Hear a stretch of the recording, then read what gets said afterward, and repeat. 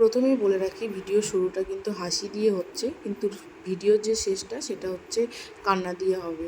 কেন কান্না দিয়ে হবে সেটা তোমরাই দেখতেই পাবে, পুরো ভিডিওটা দেখতে থাকো তাহলেই বুঝতে পারবে। তো এখানে আমি একটা ভিডিও শ্যুট করব বলে ভাইয়ের সাথে, এটা আমার ভাই হয়, এটা হচ্ছে আমার মাসির ছেলে।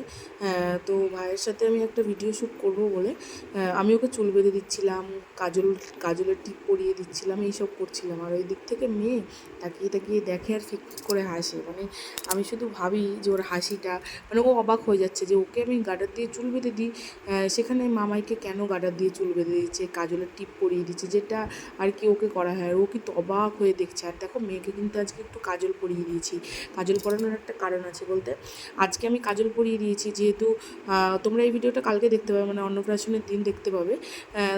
আমার ভিডিওগুলো একটু লেট যায়, কারণ ভয়েস দিতে একটু সমস্যা হয়, এডিট করতে সমস্যা হয়, ওই জন্য একটু লেটে হয়।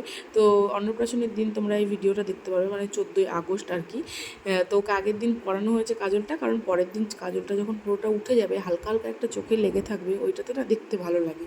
ওই জন্য আমি আগের দিন কাজলটা ওকে পরিয়ে দিয়েছি, এই আর কি, আর কিছুই না। দেখো, আর ভাইয়ের কপালে মানে পাউডার দিয়ে দিয়েছি, আর গলায় গলায় সব পাউডার দিয়ে বাচ্চা সাজিয়ে দিচ্ছি ওকে আর কি। মানে শ্যুটটাও হবে ওরকম, ভিডিওটা ওরকম বাচ্চাদের মতনই হবে। তো তোমরা আগে ভিডিওটা দেখে নাও যে আমরা কোন ভিডিওর জন্য এত সাজগোজ করছি। तो क्या बोल रहे थे आपके पति? मेरे पति ने मेरे को बोला है कि मैं तुझे अरे वो बच्चा कब से खाना मांग रहा है, पहले उसे खाना दे दो। खाना रुक जाओ 2 मिनट अभी रुक जाए 1 मिनट। এবার আসি মূল কথায়। মূল কথাটা হচ্ছে এটা, আজকে হচ্ছে 13ই আগস্ট। তো 13ই আগস্টে আমি ভয়েসটা দিচ্ছি, আর 13ই আগস্ট হচ্ছে আমার ভাইয়ের জন্মদিন। 14ই আগস্ট অন্নপ্রাশন হবে। তো ওই জন্য ওরা আসবো না বলেছিল। তো আমার মা বলেছিল, কি তুই চিন্তা করছিস কেন, মানে আমার মামুনিকে, মানে মাসিকে আমরা মামুনি বলে থাকি। তো বলেছিল যে তুই চিন্তা করছিস কেন, ছেলেকে আমি 5 তরকারি ভাত রান্না করে দেবো, পায়েস টায়েস সব কিছু করে দেবো, তুই চিন্তা করিস না, তুই নিয়ে চলে আয়। তো যদি আর একদিন আগে আসতো, হয়তো এই বিপদটা ঘটতো না আর কি ভাইয়ের সাথে। যাই হোক, বিপদের কথাটা আমি পরে আসছি, তো বলে নিই। তো মা এখানে দেখো খাইয়ে দিল ভাইকে। তারপর সন্ধ্যের থেকে আমাদের তো সব ম্যাক্সিমাম মানুষই আগের দিন চলে এসেছে।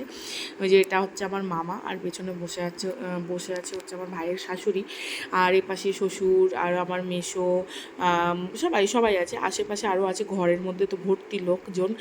তো মেয়েকে নিয়ে আমি বাইরে বসেছিলাম, খেলা করছিলাম, চুল টুল বেঁধে দিয়ে, ওই আর কি। তো তারপরে সন্ধেবেলা আমাদের কেক নিয়ে আসা হয়েছিল ভাই কাটার জন্য, আর ডাইনিংয়ে কিন্তু প্রচুর লোক ছিল। আর আমার মামুনি দেখো পেছনে, মানে মামুনি বলতে যে মাসির ছেলে এটা আর কি, সেই মাসি দেখো কী করছে, হাত বোলাচ্ছে গায়ে। কারণ আগের দিন 12 তারিখে আমার ভাইয়ের কারেন্টে শর্ট লেগেছে, টেবিল ফ্যানে কারেন্টে শর্ট লেগেছে, এমন শর্ট লাগায় লেগেছে, ভাই আমার অজ্ঞান হয়ে গেছিলো। আর অজ্ঞান হয়ে গিয়ে মানে ভীষণই খারাপ অবস্থা ছিল। তো ডাক্তারে বলেছিল আর কিছুক্ষণ লেট হলে হয়তো বাঁচানোই যেত না, এরকম একটা ব্যাপার। ওই জন্য আমার মামুনির মনটা খুবই খারাপ। আর যদিও আমাদের সবার মনটা খারাপ, একটু খুশি হওয়ার চেষ্টা করছিলাম, এই আর কি, আর কিছুই না। তো অনেক বড় ফারাক থেকে বেঁচে মানে এসেছে আমার ভাই। তো তোমরা আশীর্বাদ করো ও যেন সুস্থ থাকে, ভালো থাকে। আর আমার এই ভাই কিন্তু পুজোও করে, মানে পুরোহিত আর কি, এক কথায় এত ভালো পুজো করে, মায়ের পুজো করে, মানে তোমাদেরকে বলে বোঝাতে পারবো না। আমার এই মামুনির বাড়িতে মাও আছে, মানে প্রতিষ্ঠিত বড় মাও আছে। তো আমরা, মামুনি কাঁদছে কিন্তু তবুও আমরা কিন্তু একটু হাসানোর চেষ্টা করছি, তবুও মামুনি যেন জড়িয়ে ধরে কান্না থামছে না। আসলে কি হয় বলো তো, সন্তানের যখন কোনো কিছু হয় না, মানে আমি বলতে গিয়ে আমার কান্নাটা পেয়ে যাচ্ছে।